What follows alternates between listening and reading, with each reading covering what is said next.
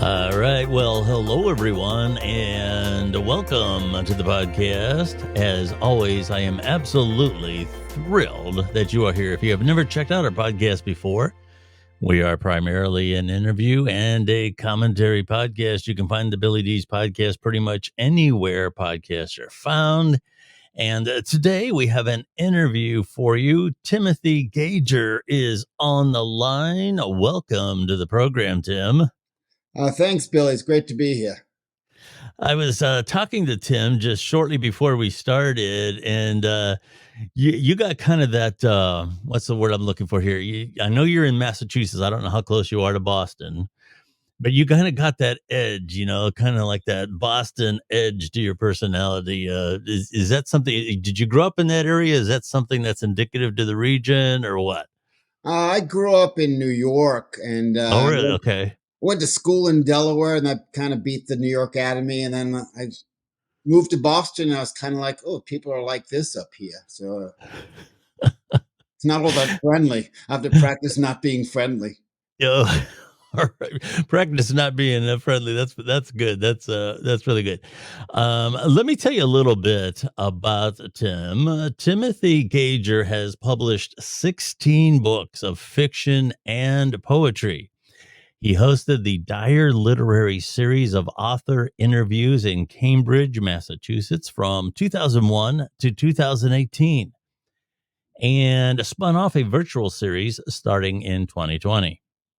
Gager co-founded the Somerville News Writers Festival and has had over 1,000 pieces of fiction, microfiction, and poetry published. That's a lot of writing, man, including 17 nominated for Pushcart Prizes. His work has also been nominated for a Massachusetts Book Award, the Best of the Web, the Best Small Fictions Anthology, easy for me to say, and has been read on NPR. So, like, they say, Timothy, we're talking today on NPR. Is that kind of, is that how they read your stuff? Kind of like this? Oh, they did. And, with a little music in the background. That's fantastic. Thanks. Thank you, Ms. Gross. Thank you. Actually, we can talk about a couple books here. Joe the Salamander being one, and there's also another one, The Best of Timothy Gager, and this is a collection of poems, essays, and stories from 2002 to 2022. Yeah. So it sounds like you're a busy guy. Go ahead. Yeah, these are actually book number 17 and book number 18. They've both come out within the last year. So I'm really kind of thrilled about all of that. Oh, I bet. Now this is it seems to me, I've talked to a lot of people who have written a lot of books over a period of time, but you have so much going on between the poetry and the short, the microfiction. What is your discipline like as a writer? Because we have a lot of people who are very interested in the methods of writers. So what's your discipline like? Do you have to set like a time aside? I start at noon, whether I want to write or not, and then I finish at 6, 5 days a week or whatever. How do you keep yourself moving? If it's a longer work like a novel, I have to write every day. If I let it sit for a day or two, it's really, really hard to get back to. So that's really important for me. And I like to use the Hemingway method, which is write a little each day, shoot for a word count versus writing until you run out of ideas, because then you'll wake up the next day and not have any ideas. So that's my discipline with longer work. For poetry and flash fiction, I get stricken by them. And when I get struck by an idea, then I can just, I can sit down and write it anytime. Yeah, I got friends who are musicians. I don't have any inclination towards keeping a beat or anything like that, but I got some friends who, you just, tap on the table or something and they'll get something going. And a lot of times things just strike them like in the middle of the night and they can't sleep. They have to get up and they have to, practice it on their guitar, the piano or whatever. Is that kind of what it's like with somebody who has these stories just pouring out of them all the time? You get struck with something and you got to say, I got to work on this right now. I get struck by something and then it feels kind of twisted. It's always, for me, it's all about the twist. So, I mean, a creative people, like if you're a chef, you can be, sitting in someone's house and be stricken by like, let's add an onion to that. It's the same, it's the same creative process. Yeah. Yeah, that fascinates me. I don't know that I have a lot of talent as that kind of a creator on that level. But every once in a while, especially with me and technology, something will come up with me. That microphone will work good with that preamp, and I have to try it out right now. My wife will tell you that I drive her crazy. Let's talk a little bit about Joe the Salamander. Can you tell us a little bit about that book? All right, so Joe the Salamander has a neurodiverse protagonist, and if you don't feel comfortable with that terminology, it's autism spectrum, but Okay. neurodiverse is the most common. And it follows Joe from birth to age 35. And it's Joe's very, very likable character. He struggles. And, but the good thing is, what I found out with Joe is people that read it really like Joe. And that was fully my intention. Sure. I had to be very careful when I wrote a character from that point of view. Yeah, that's interesting. In terms of your material, it sounds like you write about a lot of things. This type of book here with Joe the Salamander, like you said, it has some challenges presenting everything in a way that the audience can relate to and sort of champion. Is that the kind of material that you gravitate to? I mean, what kind of material, like you were talking about inspiration? What kind of stories inspire you to write? Relationships, recovery, since I'm in recovery, social work type of issues. I'm a social worker too. So I can find or see something or hear something and it will send me kind of on my way. Joe the Yeah. Salamander started as a flash fiction piece. Okay. You mentioned your recovery, and I have that in some of your bio notes here. Do you want to tell the audience a little bit about that part of your background? Yeah, and I'm always like some people are talk about like let's be anonymous, and for the record, like I'm not promoting here, but my recovery is very very important to me because I was in really bad shape, and I my life was really unmanageable, and 12 years ago I made a decision that I needed to change and change my life, and that worked out for me. Yeah. When you say in recovery, that can mean a lot of things. A lot of times, I guess the presumption is you're talking about substance abuse. Is that correct? Or are we talking about another type of recovery? Well, actually, my drug of choice is more. So it's Hmm. more of everything. And it's my drug of choice in honesty was alcohol. I've had various Hmm. affairs with other drugs, but like alcohol was the love of my life. Yeah. That's interesting. The recovery community here in Ohio, I don't know if you followed it. But for whatever reason, like the opioids and other things, or they're bad all over the country. But in Ohio, we've had an acute problem. There's a couple of documentaries as to why that is. A lot of times when that first was at its peak, it was very hard to get people to understand the pitfalls. It was the stigma was that, well, you partied yourself into addiction, and that's your problem. Now people are finally understanding that there's a lot of things that go into how the process of addiction happens. And a lot of times it co occurs with mental health issues. A lot of times people get started with addiction in regard to self medicating. Here in Ohio, of course, the overprescription of pain pills was a problem.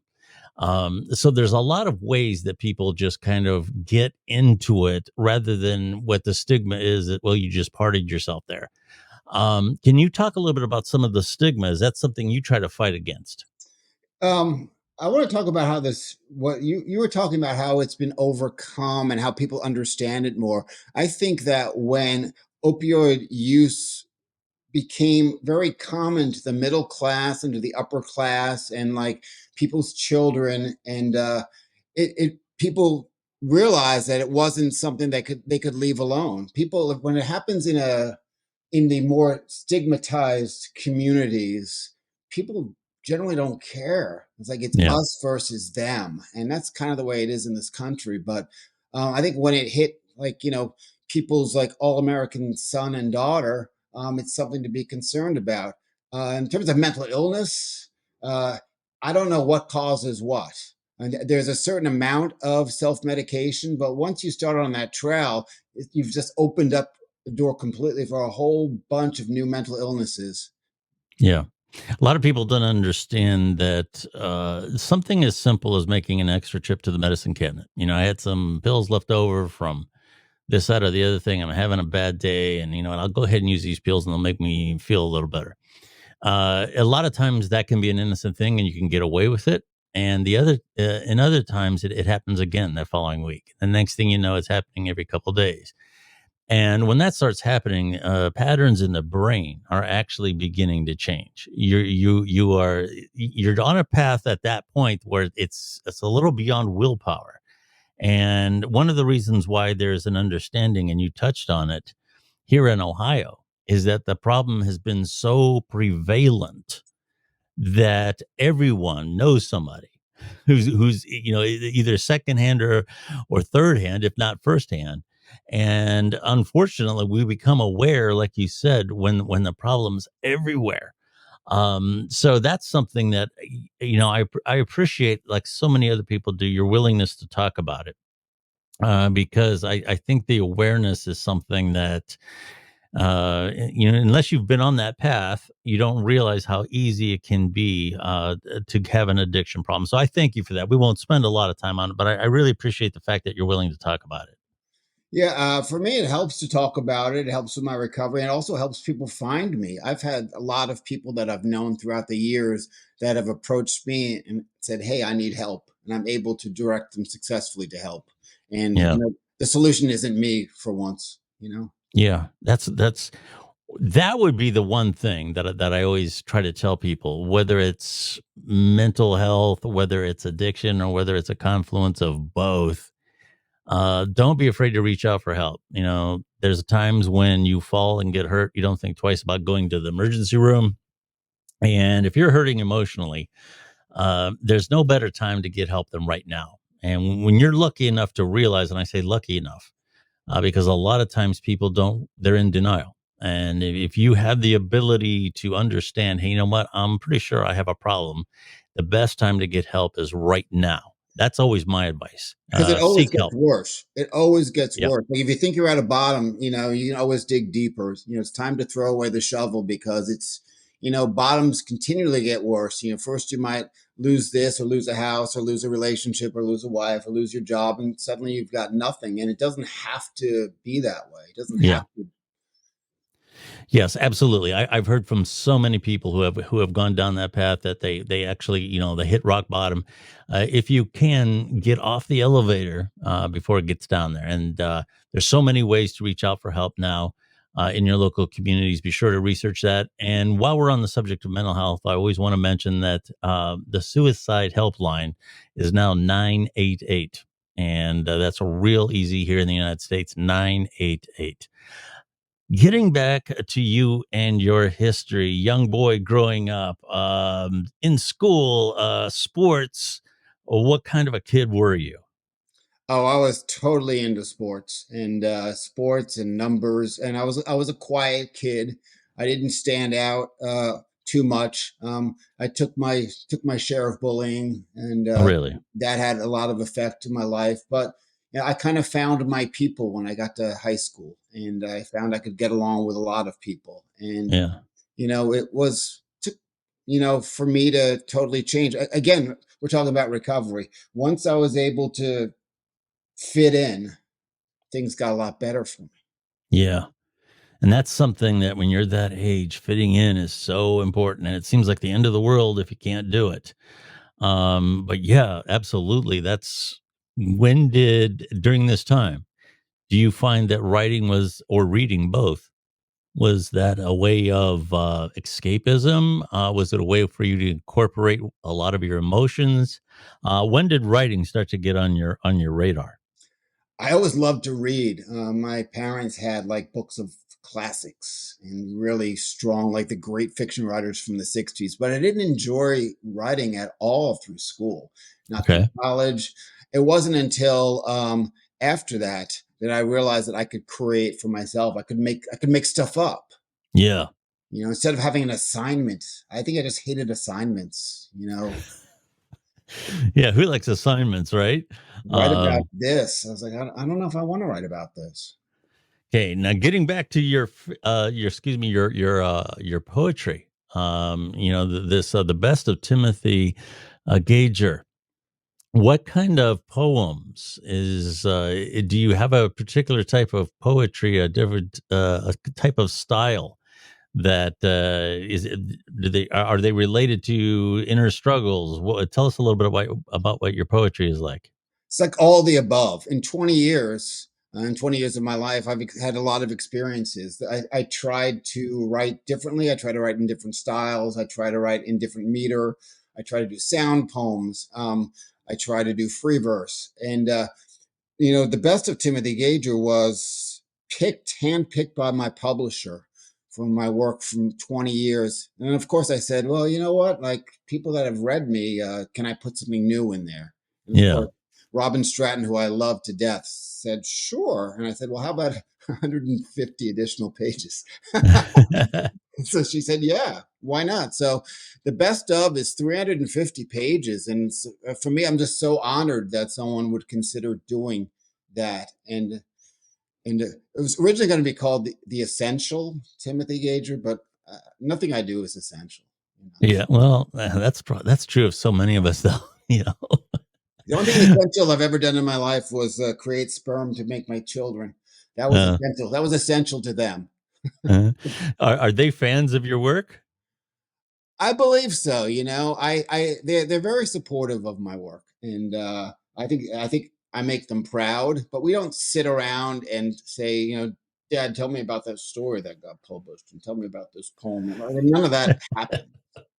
Right, right, right. In terms of your ideal reader, because you got a pretty broad spectrum of stuff there.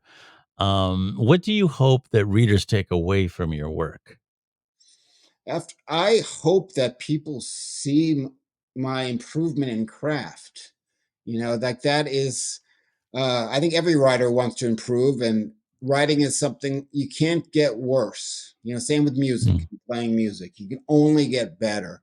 And people that have followed me, people that have supported my writing, people that have bought my books throughout the years, I always want them to want to buy the next one, to see something, to give them a reason to. yeah. You talked about sound poems. You mentioned that. That kind of caught my ear. What is a sound poem? Is that something that's spoken?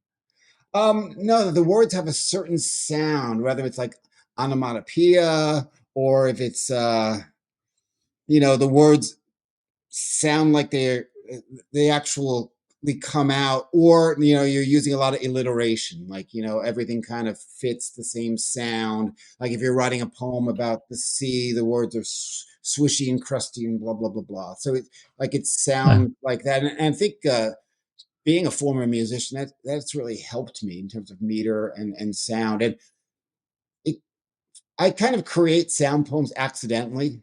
Like I'll be yeah. tooling along, be like, oh wait, this line is very has a lot of alliteration. Let's produce the rest of the poem that way. Yeah. No, that's interesting. I've not heard that in relation to. I mean, I've heard like like the how the verses and all that are arranged with rhymes and this and that and those little patterns that you go by. But that's interesting. So you hear a word. I want to make sure I understand this. Like Susudio, Yes. and you say, "Okay, wait a minute. I think I can do something with this." Is that is that how it's built? Yeah, I say I'm going to write a Phil Collins poem. No, it's very much like no, it's kind of like you're throwing spaghetti against the wall, and Yeah, eventually more and more, and you continue throwing it, and more the spaghetti sticks, and soon you have enough to peel off the wall and put on a plate. yeah. Do you do a lot of now? Obviously, in the longer forms of what you do, do a lot of research for your writing? Or are you strictly one of those guys? You write the book that you would want to read.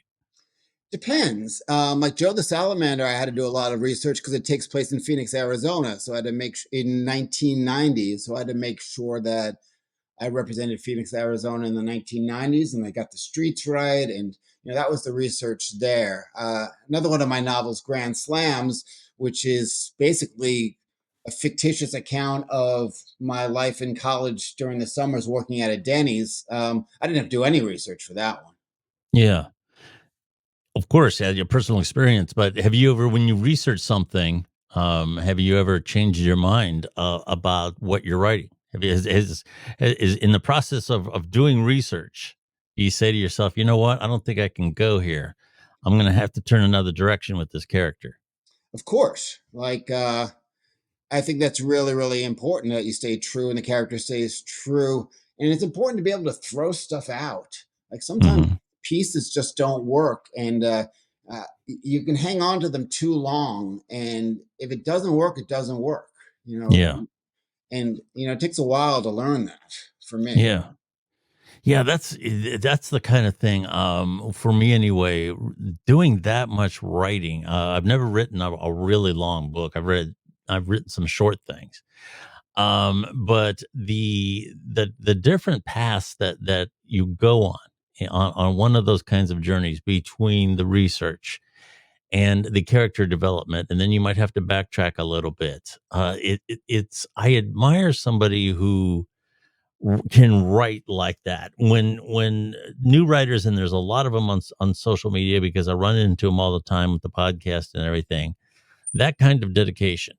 Someone who has an idea right now, that they got this framework of a story, and they say, "What, this could make a good book," and they may not realize or have an appreciation for the amount of work that it's going to take to get that story written. What advice would you have for them? Just keep going.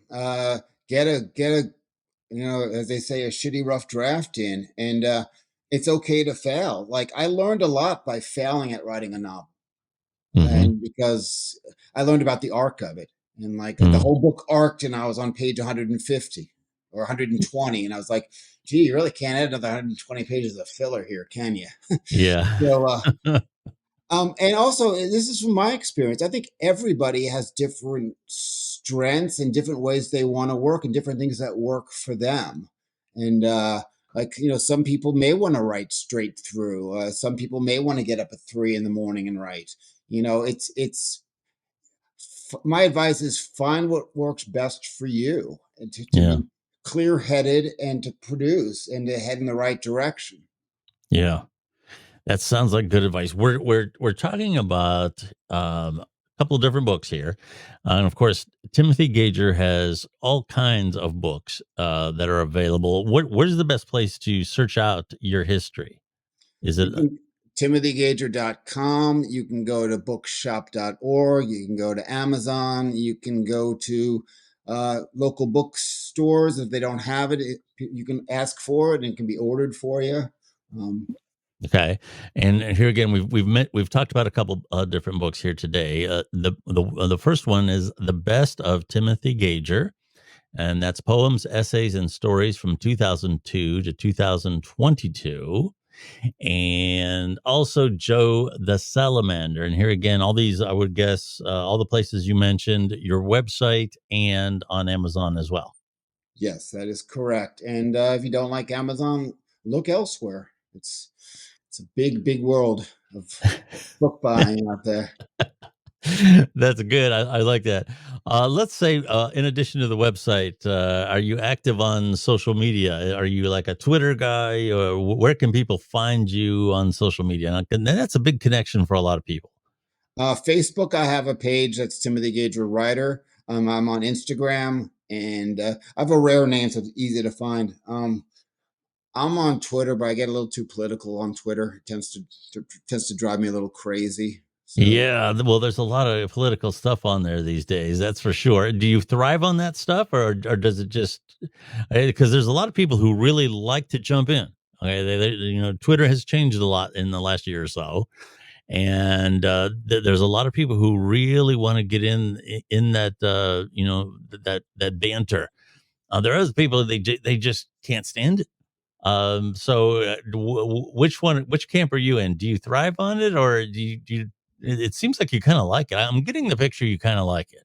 It's a little of both. Like I don't think I could really promote as well without social media. Yes, I do a lot of traveling, and yes, I do a lot of readings.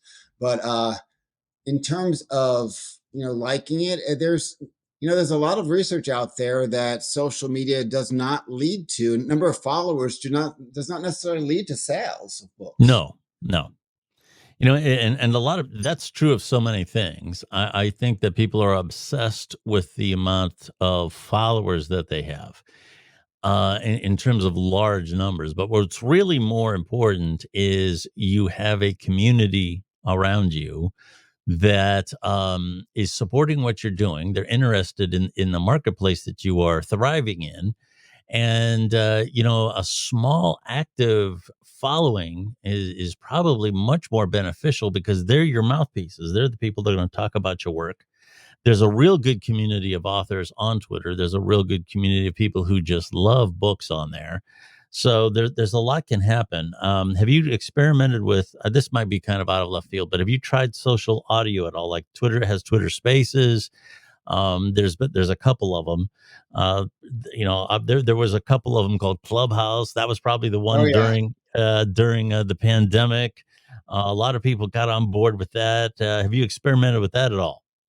I have. I always feel kind of weird and awkward. Like I always like to connect with people. So Yeah, if I go live, I've learned with authors, they're not necessarily going to check out. They're not buying your book. They're buying you. So absolutely. you don't get that on these little sound bites, and it's kind of like I always feel like, "Hello, blah blah blah blah, and welcome to me, blah blah blah." And that's But that's what I do.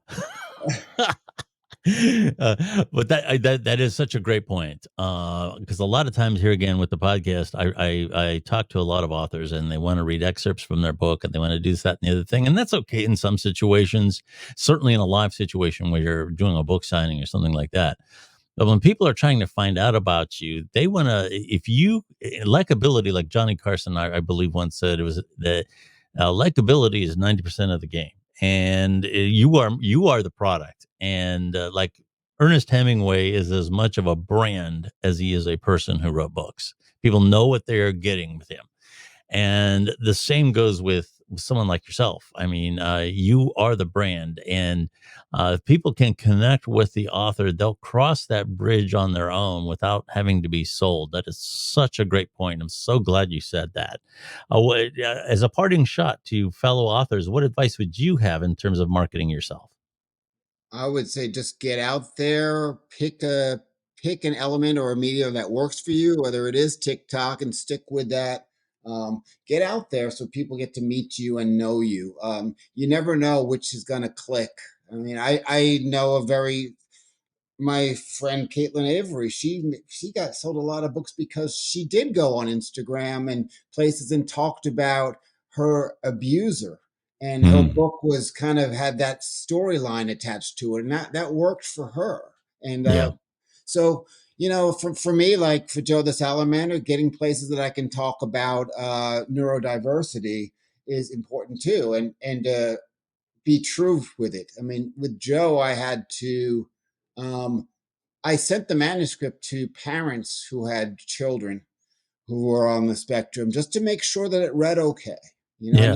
I needed that approval. And lucky for me, at Golden Antelope Press, which appeared in they had their first manuscript reader for that book was on the spectrum, so I got a pass. Which Wow. is great. Well, that is absolutely fantastic because I'll tell you, speaking of Twitter, there's a lot of people who are very active in the autism communities, Very. and and that is something that a lot of times is misunderstood. So I think it's seemingly like you research this, you've put this together to have a story that actually follows somebody on the spectrum. I think would be very interesting to a lot of people. So I think there's a lot of people who are going to appreciate that. And there's a lot of magic in it too. There's a lot of stuff that I don't. It's fiction, so I don't try to play with true realism. And Joe does Sure. some pretty magical things, which is fantastic. Yeah, absolutely, and that's what makes a story a story. We've been talking to Timothy Gager. Now, let me spell his last name for you because it isn't quite like it. When I read it, I didn't know it was going to be Gager, but it's Gager. So when you search the author's name, Timothy Gager, it's Gager. And here again, the website is what again? It's timothygager.com. Straightforward. TimothyGager.com. You can also seek him out and his books, whether it be online and a couple of other different places. I would say start with the website and Amazon. Those are probably the two easiest paths to follow at first. And here again, Joe the Salamander is one of the books that we've talked about. And the other one being The Best of Timothy Gager. Tim, thank you so much for coming on the podcast today. We covered quite a lot of topics. I really appreciate you being flexible and talking about those things. Billy, thank you for being such a great host. I really enjoyed talking to you. Awesome. Well, thank you very much. That's all right. While he's doing that, just let me tell you that you can find the Billy D's podcast pretty much anywhere podcasts are found on your favorite platform. I don't have a lot of different variations on my screen name. It's either Billy D's or the Billy D's podcast. And that applies to my social media as well. You can kind of find me on Twitter at Billy D's. You can tweet me anytime. Just be nice. That's what I always tell people. Tim, sometimes they listen to me, sometimes they don't. But I'm gonna, wish for. yeah, I'm gonna have to follow Tim and see if I can't see what he's getting into in regard to some of these political debates. That's kind of cool. Tim, thank you very much for being on the podcast. Thank you again, Billy. Absolutely. My name is Billy Dees. Thank you very much for listening to us, and I will talk to you again next week. I'm Billy Dees and host of the self-titled podcast, The Billy Dees Podcast. We are primarily an interview and a commentary-based podcast featuring authors and creators talking about their craft, advocates for community issues, and myself and an array of co-hosts discussing current events. There's no partisan ranting and raving going on here, just great content. You can find the Billy Dees Podcast on your favorite platform and on Twitter at Billy Dees. Thank you, and I hope you listen in.